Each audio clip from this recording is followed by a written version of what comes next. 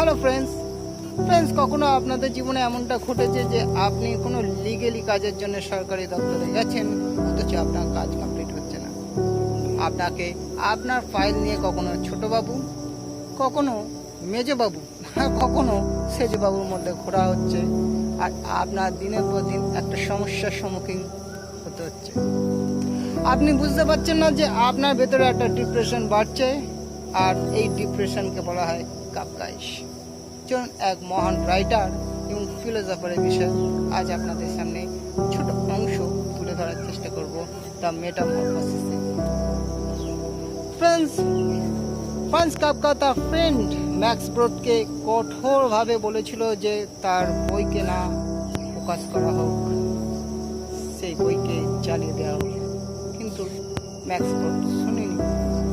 তা 1925-এ তার বই প্রকাশ করেই ফেলেছিল, কিন্তু 1924-এ তার রহস্যজনক মৃত্যু সে একটা কষ্টদায়ক। চলুন দ্য মেটামরফোসিসে একটা ছোট অংশ আপনাদের সামনে চেষ্টা করব তুলে ধরা। ইমাজিনেশন করুন এক গিগো নামে ব্যক্তি, যে তার পরিবারকে কেবল অন্ন যোগায় না, সে সেলসম্যান, দিন রাত্রি কাজ করে তার খুশিও তার পরিবারকে যোগায়। কিন্তু একদিন একটা ঘটনা ঘটে যায়। সে একদিন ঘুম থেকে ওঠে আর সে দেখে সে আর ব্যক্তি নেই, সে একটা কীট পতঙ্গে পরিণত হয়েছে। এবং বাইরে থেকে তার পিতা মাতা এবং তার বোন দরজা ঠকঠক করছে, সে খুলতে পারছে না, কারণ সে একটা কীটে পরিণত হয়েছে। আর সে কোনো রকমে যখন দরজাটা খুললো, তার রূপ দেখে প্রথমেই তার পিতা তার হৃদয় থেকে দূর করলো, এবং তার বোন এবং সবার শেষে তার মাও।